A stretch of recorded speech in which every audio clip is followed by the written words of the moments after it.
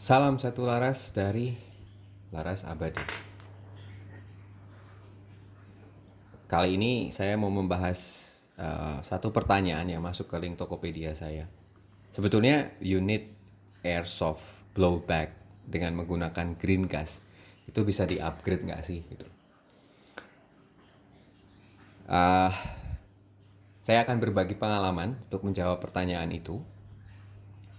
Tapi yang jelas perbandingannya kita tidak usah bicara mengenai unit non blowback macam RTF seperti ini Glock 19 yang kita bisa upgrade kalau memang itu mau yang di upgrade gitu ya, dari ganti valve dari standar 3,8 mili menjadi 5,5 mili, chambernya di board digedein, nozzle-nya juga digedein, tutup chambernya digedein, spring valve-nya diganti yang lebih lentur, kemudian spring barrelnya juga diganti yang sedikit keras supaya pukulan ke hammer ini jadi lebih maksimal.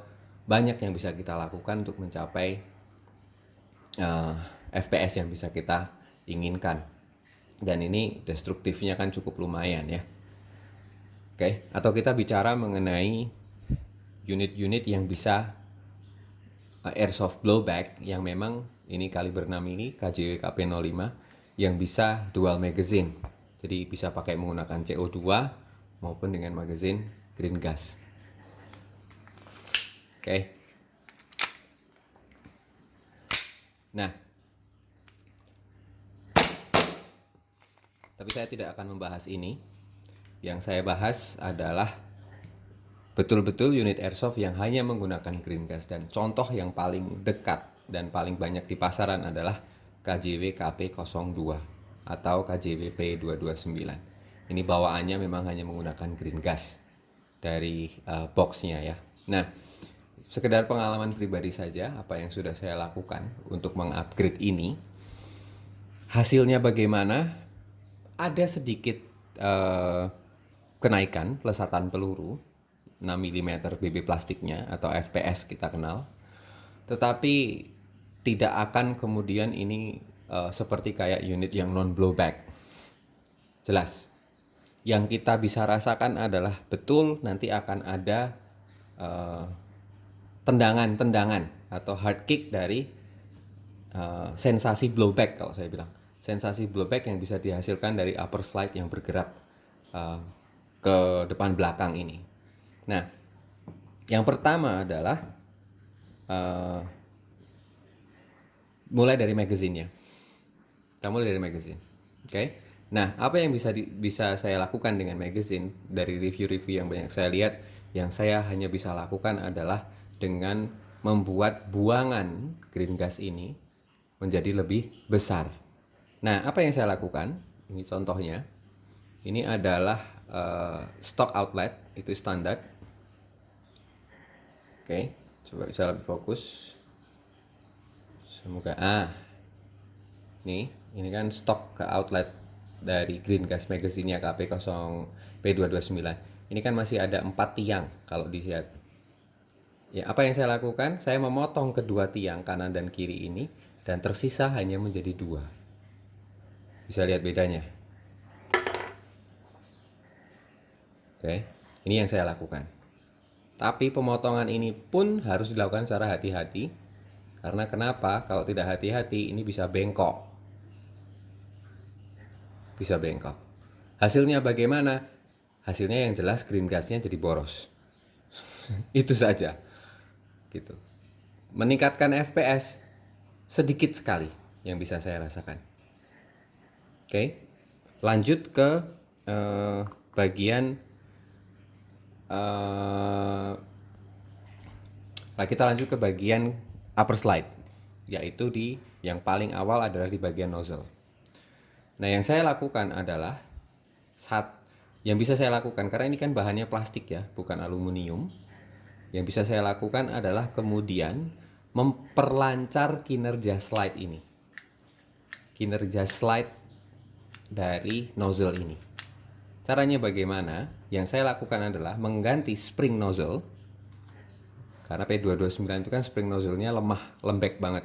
Saya menggunakan spring nozzle yang sedikit lebih keras. Ini saya menggunakan spring nozzle-nya KP05 dari KJW juga. Bisa kelihatan nggak ya? Agak susah ini, sorry.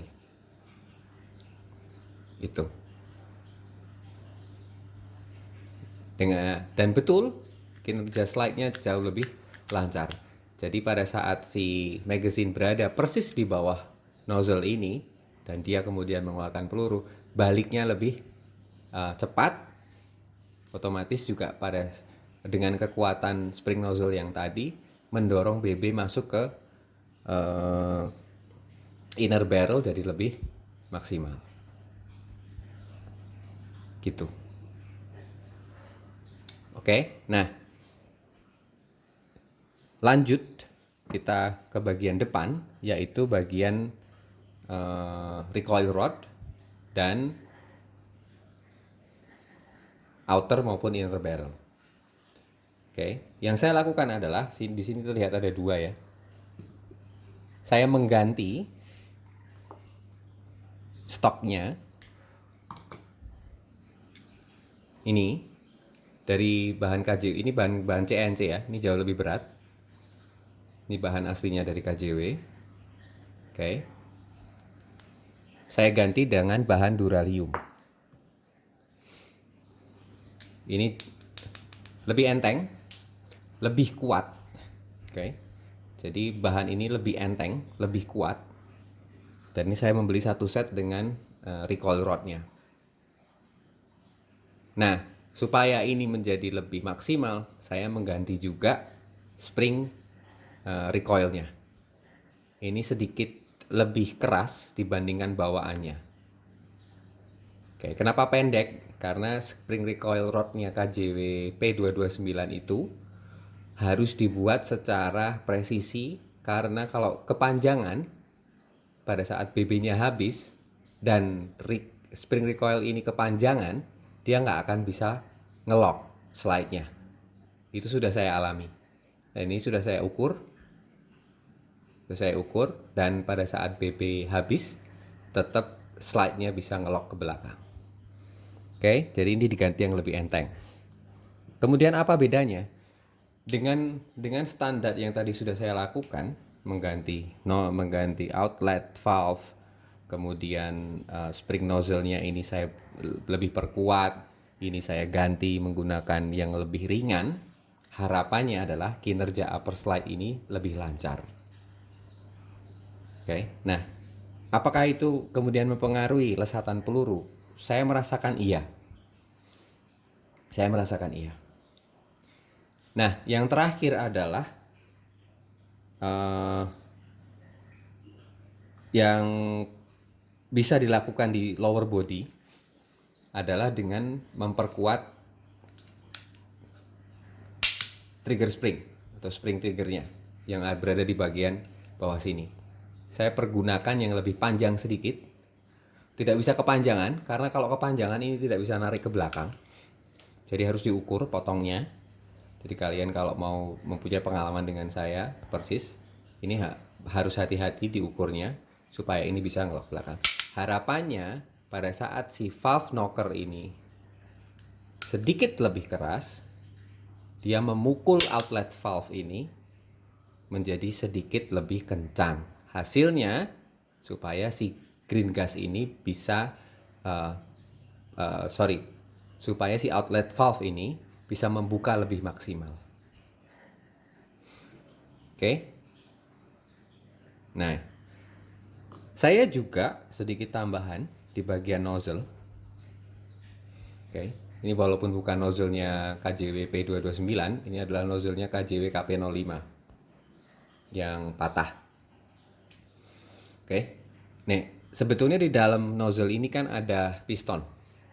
Di bagian depan ini ada pair lagi yang nanti masuk. Nah, saya juga banyak review, akhirnya saya juga mengikis bagian ini. Hanya dua sisi aja yang saya kikis. Sedikit lebih besar, jadi tidak seperti ini. Jadi ini ada kikisan begini dan kikisan begini. Tidak saya potong penuh ya, hanya saya kikis aja. Oke. Nah, itulah yang saya lakukan di KP02 atau P229 unit KJW uh, dengan menggunakan power dari green gas.